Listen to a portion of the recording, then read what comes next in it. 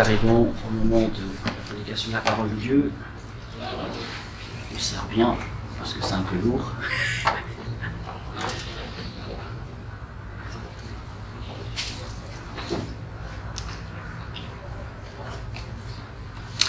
Alors, ce matin, nous allons faire une petite excursion, si je me permets de le dire, dans Philippiens.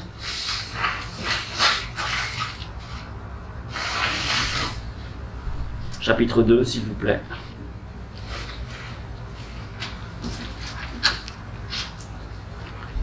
À partir du verset 1er.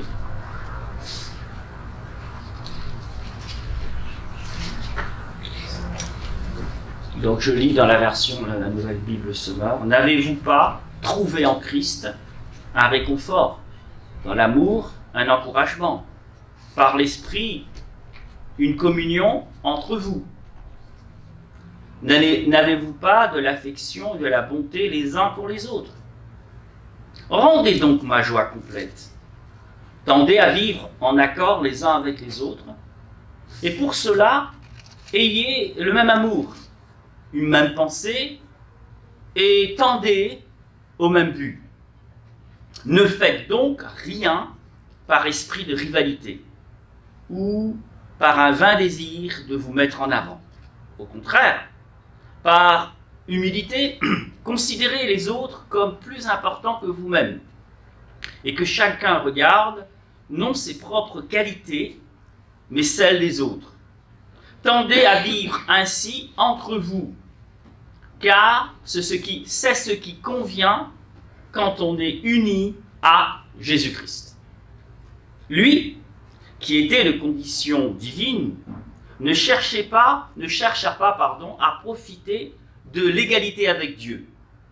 Mais il s'est dépouillé lui-même et il a pris la condition d'un serviteur en se rendant semblable aux hommes, se trouvant ainsi reconnu à son aspect comme un simple homme.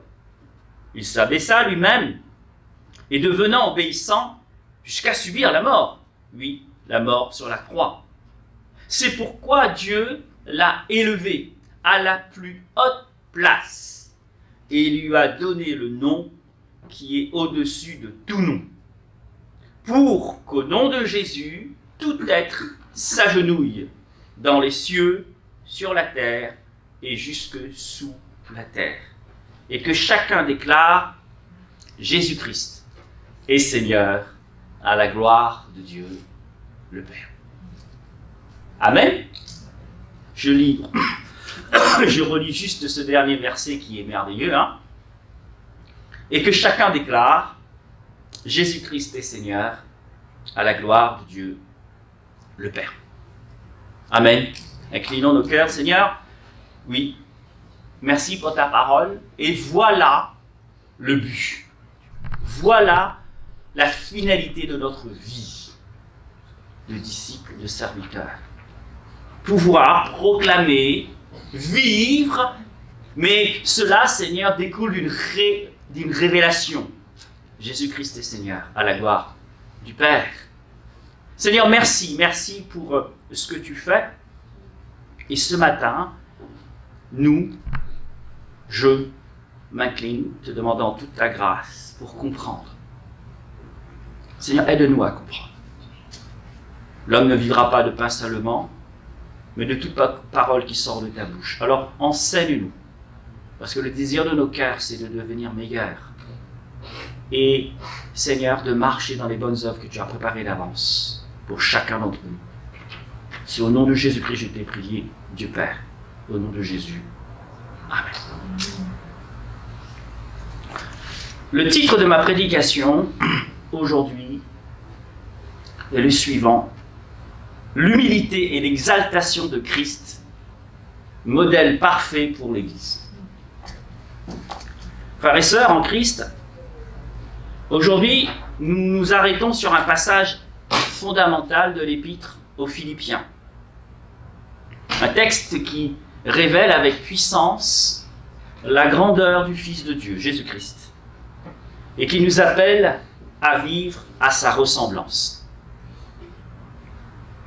Le chapitre 2 de Philippiens Certains disent que c'est une perle théologique et pastorale qui appelle à l'humilité, à l'unité et surtout à l'imitation du Christ. Il contient ce que plusieurs appellent l'hymne christologique, un sommet de la révélation biblique sur l'incarnation et l'exaltation du Seigneur. L'apôtre Paul, alors qu'il était en prison à ce moment-là, écrit à une église fidèle, mais cependant qui était confrontée à des tensions internes et aussi à la persécution extérieure.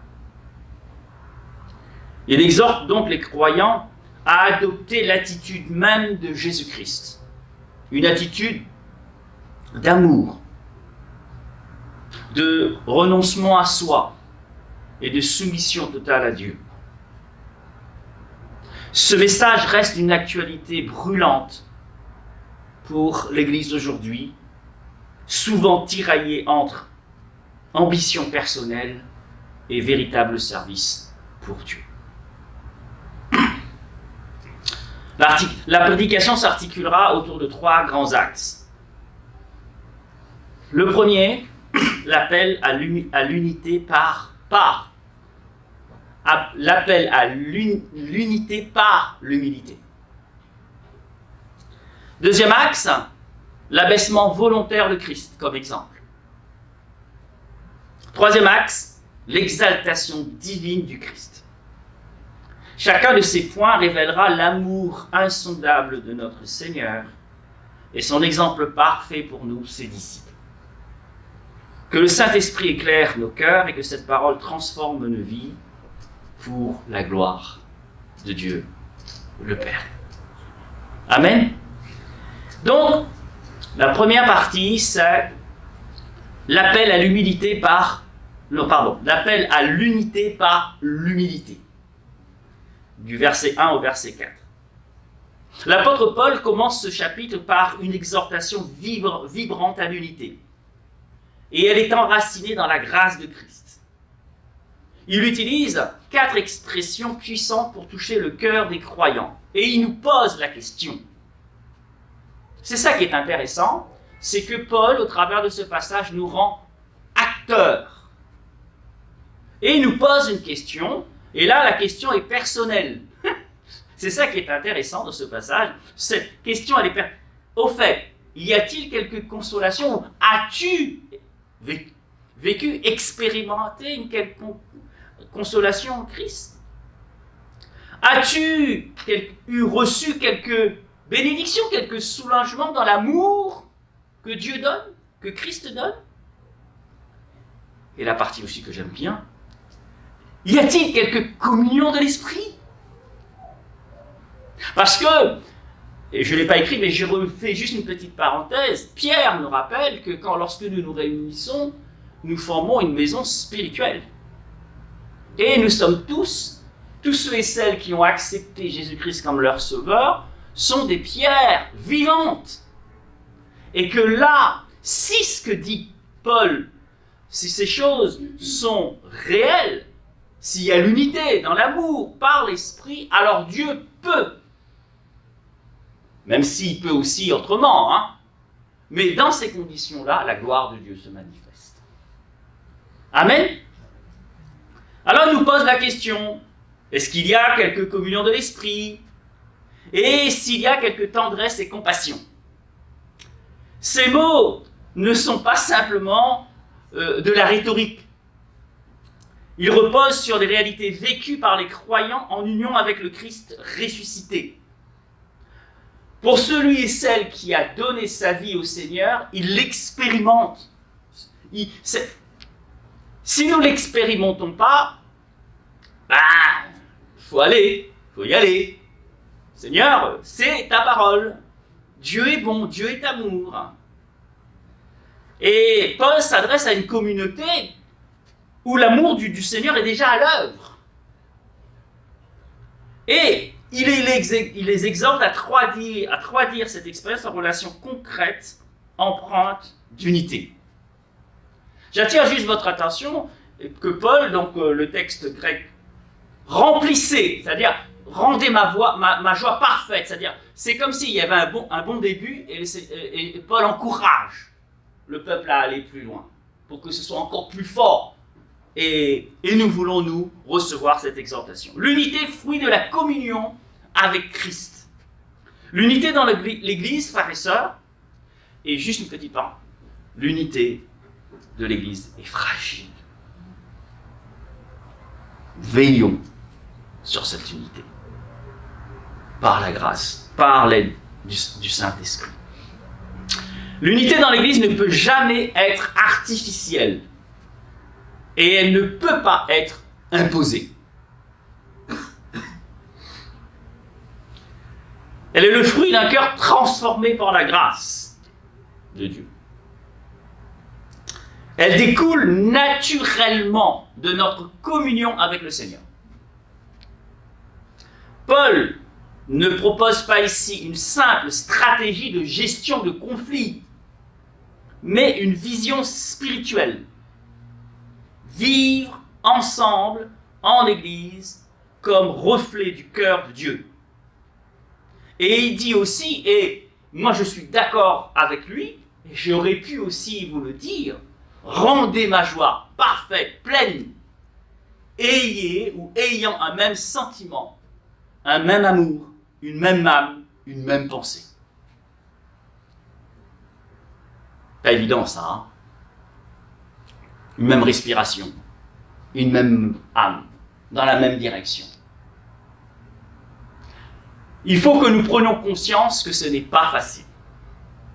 C'est pas facile.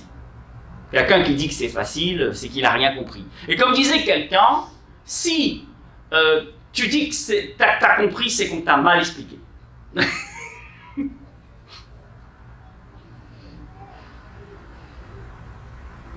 C'est compliqué.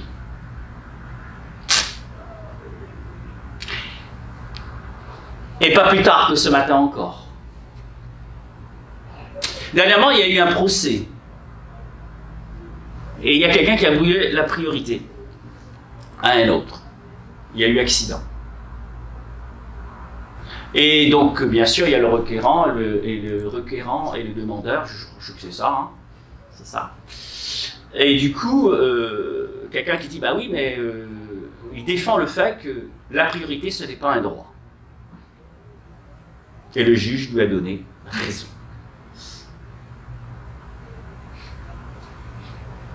Les enfants, la plupart du temps, lorsqu'ils veulent faire une bêtise ou les parents leur empêchent de le faire, disent « j'ai le droit de le faire ». J'ai le droit. Non? Allez, j'ai le droit. J'ai le droit. Mais nous aussi, hein, parce que quelqu'un a dit quelque part que l'âge adulte ou l'adolescence, c'est le prolongement de l'enfance, et l'âge adulte, c'est le prolongement de l'adolescence. Donc parfois, nous avons des comportements enfantins. N'est-ce pas, Julie? On se protège. Ou on a envie de faire ce qu'on a envie de faire. Parfois, frères et sœurs, même si votre posture est légitime, même si vous avez raison, parfois, il est salutaire, judicieux, de se taire et de ne pas revendiquer son droit. Et c'est pour cette raison, quand on lisons le sermon sur la montagne, il est dit, ben, si on te demande de faire un mal, je t'en fais 2.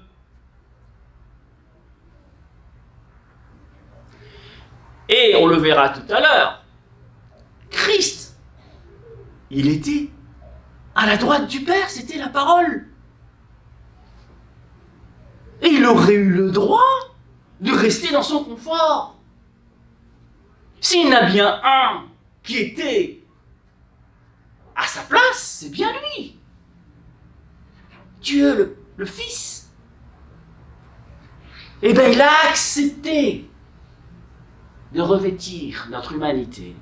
Il a accepté de s'humilier. Et cette phrase dans les évangiles, sa maman arrive à Bethléem et alors qu'il est le patron, il est le créateur du ciel et de la terre, il n'y a pas de place pour lui.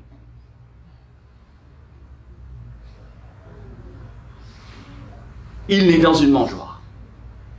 Et il dira même, je n'ai même pas de quoi reposer ma tête. Alors que lui, il est fils de Dieu. Il guérit les malades. Il ressuscite les morts.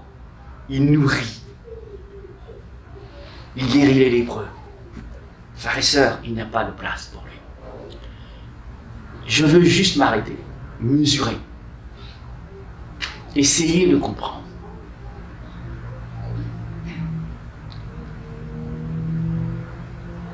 Essayez de comprendre.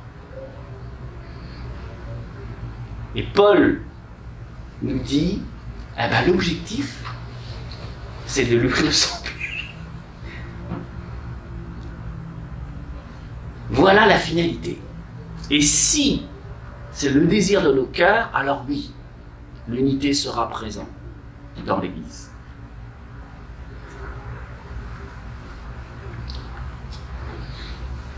Avant d'être une réalité extérieure, l'unité chrétienne est une réalité intérieure.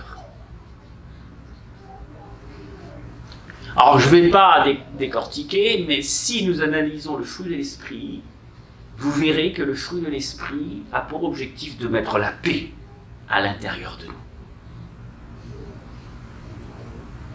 Parce que nous sommes dans un monde où nous sommes soumis à énormément de stimuli. C'est quoi un stimuli? C'est tout ce qui pourrait attirer votre attention. Vous êtes attiré partout et tout le temps par votre téléphone, par les notifications, par les pubs. Vous roulez, il y a des pubs partout, pubs sonores, pubs ceci, pubs cela. Vous êtes soumis à des stimulations toute la journée. Et ces stimulations sont là exprès pour faire germer en vous des désirs. Et du coup, c'est pour cette raison qu'à l'intérieur de vous, ça va dans tous les sens.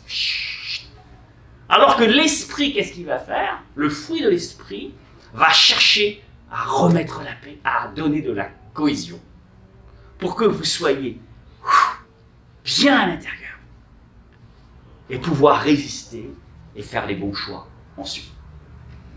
Donc, si vous n'êtes pas en paix, si à l'intérieur de vous il n'y a pas d'unité, il n'y a pas de paix, comment voulez-vous amener la paix à l'extérieur et l'unité? C'est pas possible. C'est pas possible. C'est ce que dit Paul. L'unité est fondée sur un amour vrai, agapé. Une compassion inspirée par le Saint-Esprit et une soumission mutuelle. Alors cette semaine, ma présentation au master, c'était les tables domestiques. Les relations donc dans Éphésiens, Pierre, l'épître de Pierre et Éphésiens, Colossiens, sur les relations mari et femme, et les relations parent-enfant et maître-esclave. Mais ça n'arrive pas comme un cheveu sur la soupe.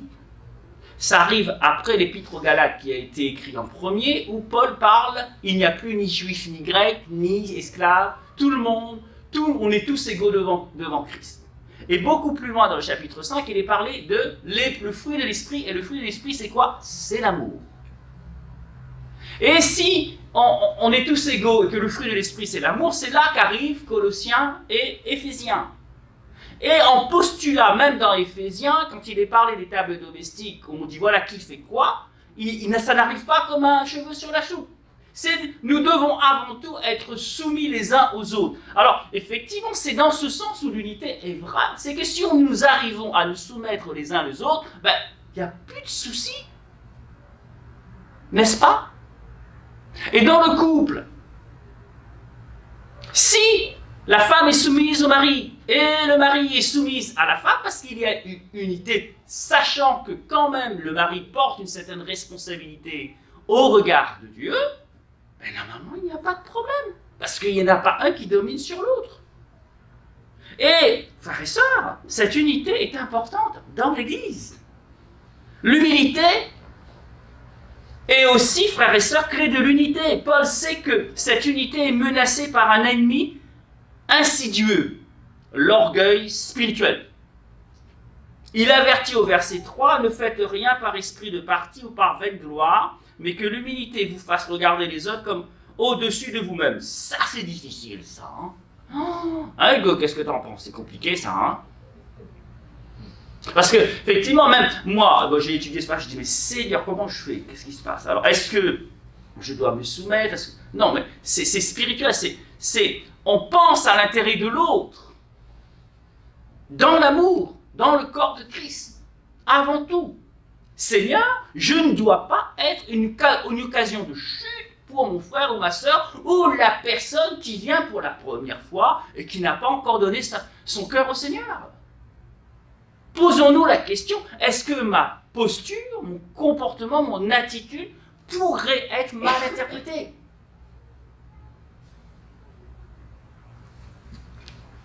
Donc l'égoïsme spirituel. Paul nous confronte à une vérité essentielle, sans humilité, il n'y a pas d'unité. Difficile. Dans l'église de Philippe, comme dans beaucoup d'églises, aujourd'hui, les divisions naissent souvent de la recherche de reconnaissance, de pouvoir et de prestige. Alors juste, c'est vrai que j'apprécie beaucoup les titres qu'on me donne. Moi, je suis serviteur de Dieu. Avant tout, je suis serviteur de Dieu. Mais l'Esprit de Christ nous appelle à une autre voie, celle du renoncement à soi. L'humilité chrétienne ne consiste pas à se dévaloriser, mais à se mettre volontairement au service des autres avec le regard de Christ. On parlait de service lors de la Géo et la GE1, n'est-ce pas? Et j'arrive à cette fameuse phrase, regardez les autres comme supérieurs à soi. Paul va encore plus loin en disant que chacun de vous, au lieu de considérer ses propres intérêts, considère ceux des autres. Cela bouleverse notre culture individualiste, frères et sœurs. Aujourd'hui, c'est moi et encore moi. Entre moi, on tire au sort et c'est moi qui sors. T'as 50 personnes, dis voilà, t'as voté entre moi et moi. Ben, c'est moi. Ben non. Nous sommes invités à ne pas nous confronter à l'ère du temps. C'est un peu compliqué, mais avec l'Esprit, on y arrive. L'Évangile nous apprend à vivre centré non sur nos besoins, mais sur ceux de notre prochain. Cette disposition du cœur est surnaturelle, ça vient de Dieu, de l'Esprit. Elle ne peut venir que d'une vie soumise au Saint-Esprit. Cela ne veut pas dire que nos besoins sont négligés, mais qu'ils sont remis à Dieu pendant que nous choisissons de porter les fardeaux des autres. Ce genre d'attitude transforme l'Église en une véritable famille spirituelle unie par l'amour sacrificiel. Application pratique pour l'Église d'aujourd'hui. Aujourd'hui, le Seigneur appelle son Église à abandonner toute ambition personnelle pour revêtir l'humilité de Christ. Malheureusement, là encore, c'est compliqué. Vous allez me dire que c'est trivial, c'est évident. Ou, non, c'est évident, bien sûr que c'est ça qu'il faut faire. Mais je vous dis que, ok, mais c'est pas ce qui se passe. Ce n'est pas ce qui se passe. Et c'est pour cette raison qu'il y a autant de soucis. Autant de soucis. Donc, frères et sœurs, soyons prudents. Ne crions pas cocorico, nous sommes champions du monde. C'est pas la peine aussi de se flageller et de faire 11 km à genoux, ça sert à rien. Et comme certains qui se font même crucifier sur une croix pour faire comme Jésus, dans certains pays. Non. Soyons équilibrés. Allons vers le Seigneur. Seigneur, je veux accomplir ta volonté. Travaille en moi, par ta parole, par ton esprit, pour que dans la communion fraternelle, je puisse porter du fruit à ta gloire. Que ce soit dans nos conseils d'église, nos équipes de louanges, nos relations fraternelles ou notre service dans la communauté, la clé de l'unité reste le même. C'est l'humilité. Sans elle, sans l'humilité, nous construisons nos royaumes. Avec elle, avec l'humilité, nous construisons le royaume de Dieu. À nous de choisir. Le deuxième axe, c'est l'abaissement volontaire de Christ. Et ça, c'est l'exemple que Paul prend, du verset 5 au verset 8. Après avoir exhorté les chrétiens à vivre dans l'humilité, pour favoriser l'unité, catalyser l'unité, Paul présente le modèle suprême de cette humilité, Jésus-Christ. Dans ces versets, il nous entraîne dans un des plus profonds mystères de la foi chrétienne, l'abaissement volontaire du Fils de Dieu. C'est ici que la théologie laisse la place à l'adoration. Et que l'appel à l'imitation devient contemplation de la gloire de Dieu faite chair. Et là, Seigneur, oui, d'accord, mais comment je fais? Seigneur. Ayez un même sentiment les uns pour les autres et ayez les mêmes sentiments qui étaient en Jésus-Christ, verset 5. Paul ne nous propose pas ici un simple exemple moral ou éthique. Il ne dit pas seulement « faites comme Jésus », mais ayez en vous les sentiments, la pensée, l'attitude du Christ. Et c'est une transformation intérieure. Le mot grec traduit par sentiment est phronéo, qui implique la mentalité, la manière de voir, la manière de penser, la manière de se positionner face aux autres. Ça englobe tout. Notre posture, nos pensées. Cela suppose, pour y arriver, une communion intime avec le Christ, une identification à sa vie et une obéissance, et aussi accepter de porter sa croix. Ce n'est pas quelque chose que l'on peut produire, qu'on peut réaliser par nos propres forces. C'est le fruit de l'esprit dans un cœur brisé et souillé. L'incarnation, il s'est dépouillé lui-même, verset 7. Paul écrit que Jésus, existant en forme de Dieu, n'a point regardé comme une proie à arracher d'être égal avec Dieu, mais s'est dépouillé lui-même en prenant une forme de serviteur, en devenant semblable aux hommes. Ces versets décrivent un acte volontaire d'abaissement, un choix libre du Fils éternel. Il n'a pas été contraint, il ne s'est pas accroché à ses privilèges divins, mais il a choisi de s'humilier. Le mot grec kénosis signifie vider de soi-même.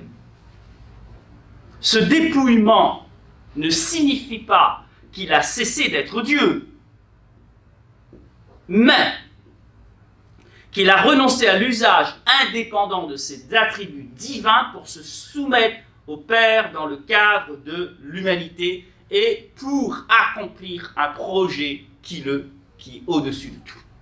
La question que vous devez vous poser quand Jésus nous dit « soumettez-vous les uns les autres » et que l'unité, l'amour, l'unité de l'esprit sont nécessaires dans l'Église, c'est « avez-vous compris que nous sommes en train de participer à un projet ?» C'est le projet de Dieu qui nous dépasse, un projet supérieur. Et que parfois, pour l'accomplissement de ce projet, il est nécessaire d'abandonner ses privilèges. C'est ce qu'a fait Jésus.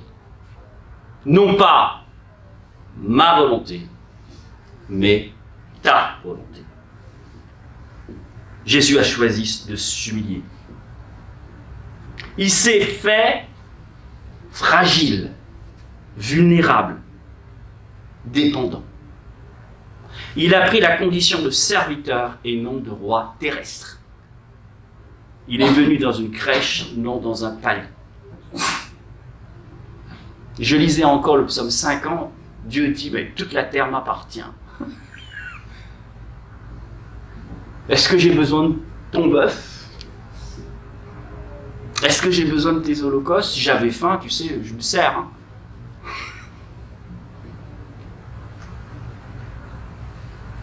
L'humiliation suprême jusqu'à la mort de la croix. Verset 8. Non seulement Jésus est devenu homme, et là il s'est humilié, mais il a accepté la condition la plus basse de l'humanité.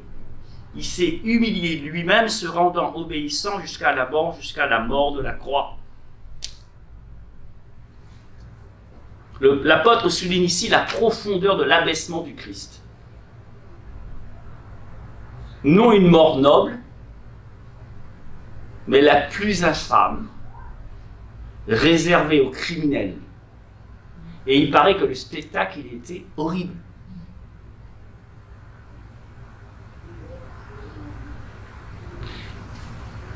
Et il est rempli tellement d'amour, que dit-il sur la croix? Pardonne-leur, parce qu'ils ne savent pas ce qu'ils font. Qui, Étienne aussi, va faire la même prière.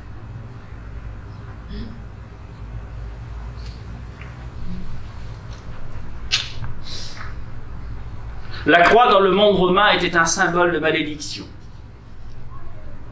Mais c'est justement là, frères et sœurs, et c'est là que la semaine dernière, cette semaine, c'est justement là, frères et sœurs, écoutez bien ça. Apparemment, le spectacle, il paraît qu'il était tout nu. Le sang coule. Ses deux mains sont crucifiées. Il a été frappé. Il est sur la croix.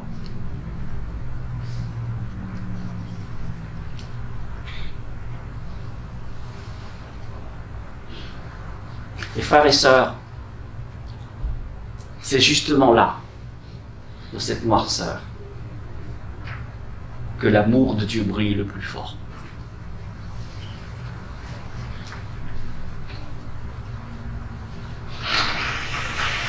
On ne peut pas comprendre, et jeudi soir je l'expliquais, on doit comprendre la transfiguration de Christ sur la montagne de la transfiguration en ayant en point de mire la croix. Comment cet homme, ce soldat, a pu dire assurément cet homme était fils de Dieu?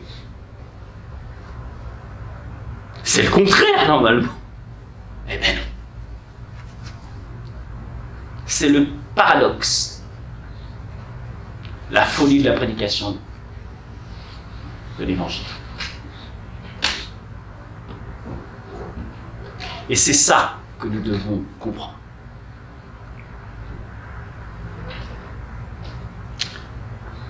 Christ est allé jusqu'au bout de l'obéissance, et nous l'avons chanté. Il y a une corrélation. Par amour pour moi. Pour l'amour, par amour pour nous. Ce ne sont pas les clous qui l'ont retenu sur la croix. Ce ne sont pas les soldats qui étaient là qui l'ont forcé à rester sur la croix. Ce ne sont pas les 3 clous. C'est l'amour qu'il a pour nous. Par amour, il est allé jusqu'au bout. Et à la fin, il dit, tout est accompli. Et là, c'est lui qui commande, hein. Il rend l'esprit.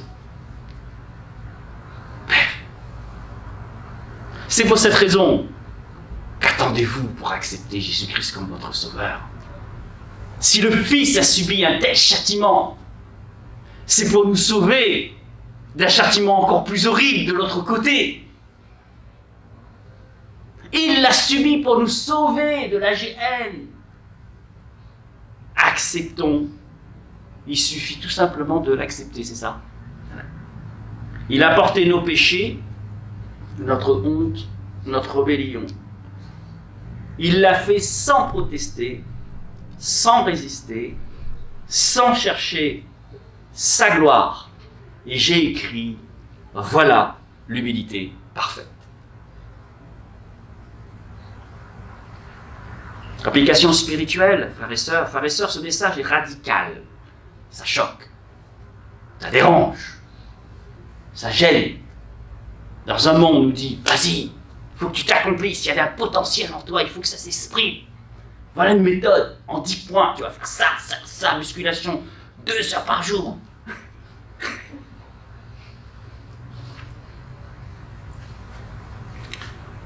C'est vrai que ça heurte notre entendement.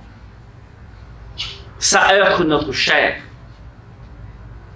Et j'aimerais vous dire que suivre Jésus, ce n'est pas rechercher une promotion. Il n'y en aura pas. Ni l'accomplissement personnel, ni le confort, ni les applaudissements. C'est accepter de se dépouiller de soi-même, de ses droits, de son ego, pour devenir serviteur, c'est-à-dire non pas ma volonté, mais ta volonté, Seigneur. L'humilité du Christ nous confronte. Qu'est-ce que tu vas faire? Elle détruit nos prétentions spirituelles. Elle nous appelle à une vie, alors j'ai mis cruciforme, servante, obéissante, sacrifiée. Elle nous appelle à une vie cruciforme, une vie servante, obéissante et sacrifiée. Ce n'est qu'en vivant dans l'esprit de la croix que nous pourrons porter la vie de résurrection en nous. La dernière pensée, l'exaltation divine du Christ. C'est parce qu'il a fait ça que le Père l'a élevé à la plus haute place. Versets 9 à 11. Après avoir contemplé, et nous voulons de le faire, l'humilité du Christ et sa souffrance, Paul nous dit et nous élève vers le sommet de la gloire divine, l'exaltation du Fils. Ce renversement radical du plus profond abaissement à la plus haute élévation est au cœur de l'Évangile. C'est le message de la croix. Dieu, en réponse à l'obéissance parfaite de Jésus, l'a souverainement élevé, lui donnant le nom au-dessus de tout nom. Et il n'y a pas d'autre nom qui ait été donné par lequel nous devons être sauvés. C'est pourquoi Dieu l'a souverainement élevé, verset 9. C'est pourquoi,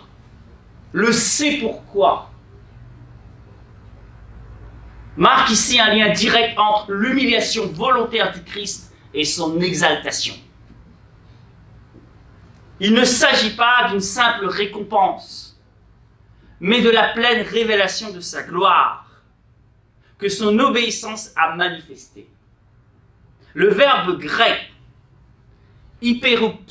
hyperoupsosen, souverainement élevé, est un superlatif très rare, indiquant une élévation incomparable, absolue, au-dessus de tout ce qui existe. Tout pouvoir lui a été donné, partout.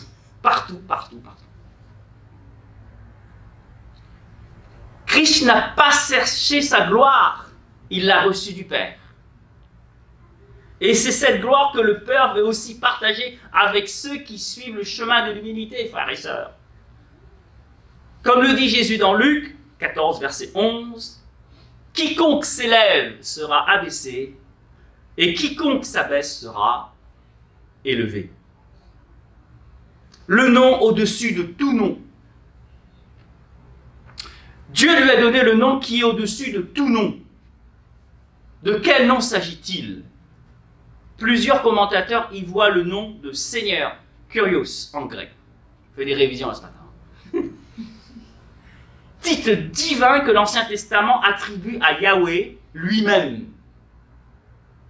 Jésus n'est pas seulement exalté comme un héros ou un modèle, il est proclamé, et écoutez bien, Seigneur de toutes choses. Amen. Et comme on le disait cette semaine, eh bien ce Seigneur-là, sur la croix, et j'ai décrit le spectacle, eh bien ça, celui-là, c'est mon sauveur. On l'a chanté. C'est mon sauveur. Amen. Et nous n'avons pas honte. Nous proclamons l'évangile parce qu'il a tout payé. Il a payé. Et aujourd'hui, il est glorieux. Il est glorieux. Il est au-dessus de tout. Frères et sœurs, attention, expression, le petit Jésus. Il est gentil. Quand il va revenir, ça sera un juge. Et si votre nom n'a pas été écrit dans le livre de vie, l'ascension va être horrible. Horrible. Ce nom contient l'autorité universelle, la majesté divine, la souveraineté absolue. Il n'y a pas de nom plus grand que celui de Jésus. En lui se révèle pleinement la nature de Dieu, amour, justice, humilité et puissance. Et écoutez la suite. Et ça, vous devez le comprendre. Un jour, toute créature fléchira le genou devant Jésus.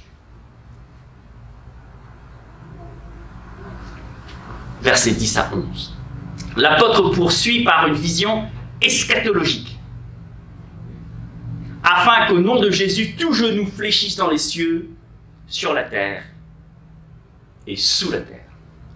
Ce langage est tiré d'Ésaïe 45, verset 23, où Dieu dit « Devant moi, tout genou fléchira ». Paul applique ce texte à Jésus, affirmant que toute la création reconnaîtra sa seigneurie. Cela inclut les cieux, les anges et les êtres célestes, la terre, les humains, croyants ou non. Alors moi je vous invite à faire partie de ceux qui croient, vite fait. N'attendez pas demain. Et même les sous la terre. Alors les sous la terre, ce sont des puissances infernales. Il ne s'agit pas d'une conversion universelle, mais d'une soumission universelle. Que ce soit dans l'adoration joyeuse ou dans la reconnaissance contrainte pour ceux qui n'auront pas accepté. Toute bouche confessera que Jésus-Christ est Seigneur à la gloire de Dieu le Père. Amen. Ce texte nous interpelle. Si toute la création doit un jour confesser que Jésus-Christ est Seigneur, alors s'il vous plaît, vivons dès maintenant dans cette soumission volontaire. Être chrétien, ce n'est pas seulement croire que Jésus est Sauveur, c'est le reconnaître comme Seigneur. Celui qui a autorité sur nos pensées, nos décisions, nos ambitions, nos relations. L'exaltation de Christ ne nous pousse pas à la passivité, mais à la consécration. Il est le roi glorifié et nous sommes appelés à vivre pour lui, dans son peuple qui s'est choisi, qui s'est fait saint, zélé pour les bonnes œuvres. Tite, chapitre 2, verset 14. Cela signifie que chaque aspect de notre vie doit être soumis à sa volonté. 2 points. Notre travail, nos finances, on en a parlé, notre famille, notre ministère, tout doit être soumis à Dieu. En plus, nous sommes appelés à refléter sa gloire, non pas en recherchant les honneurs du monde ou des honneurs cachés, mais en vivant dans la même humilité qu'il a manifestée. J'arrive à la conclusion. Frères et sœurs bien-aimés, alors que nous arrivons au terme de cette prédication, nous avons contemplé la profondeur du mystère de Christ. Son humilité, son abaissement, son obéissance et enfin son exaltation. Ce passage n'est pas simplement un enseignement, mais un appel vivant à vivre dans la ressemblance à Christ. Dans un monde qui valorise l'orgueil, l'ambition personnelle et la réussite personnelle, dans un monde individualiste, Paul nous rappelle que la vraie grandeur réside dans le service. Sauvé de la maison de servitude pour servir Dieu. Donc, la vraie grandeur dans l'Église réside dans le service, l'humilité et l'obéissance à Christ. L'Église, pour être unie, doit être remplie de croyants qui se regardent les uns les autres avec les yeux du Christ, qui servent sans attendre en retour et qui placent les intérêts du royaume avant les leurs. Nous avons vu que l'unité commence dans le cœur, dans notre cœur, dans mon cœur, dans cette disposition intérieure à renoncer à nos droits, à abandonner nos querelles et à marcher ensemble dans l'amour que Christ a déversé dans nos cœurs. Nous avons vu aussi que le modèle parfait de cette attitude, c'est Jésus-Christ lui-même. Pleinement Dieu, il s'est fait pleinement homme, serviteur, et il a obéi jusqu'à la croix, jusqu'à la mort de la croix. Mais Dieu ne laisse pas l'humilité sans réponse. Il élève ceux qui s'abaissent. Jésus est maintenant Seigneur glorifié et il reviendra. Alors, tout genou fléchira. Toute langue confessera que Jésus-Christ est Seigneur à la gloire de Dieu le Père. La question qu'on doit se poser, la question est aujourd'hui, là. Pardonnez-moi, il est 11h40. J'arrête après. La question qu'on doit se poser, c'est qu'allez-vous faire? Que vas-tu faire aujourd'hui? Quelle est ta réponse? Et quelles sont les réponses de l'Église? Faisons-nous aujourd'hui volontairement, avec foi et joie, ce que le Seigneur nous demande. Que chacun de nous choisisse de vivre dans l'esprit de Philippiens 2. Que notre Église soit un témoignage vivant de l'humilité, de l'amour et de la gloire du Christ. Et que dans tout ce que nous faisons, Jésus-Christ seul soit élevé. À lui soit toute la gloire, maintenant et pour l'éternité. Amen. Inclinons nos cœurs.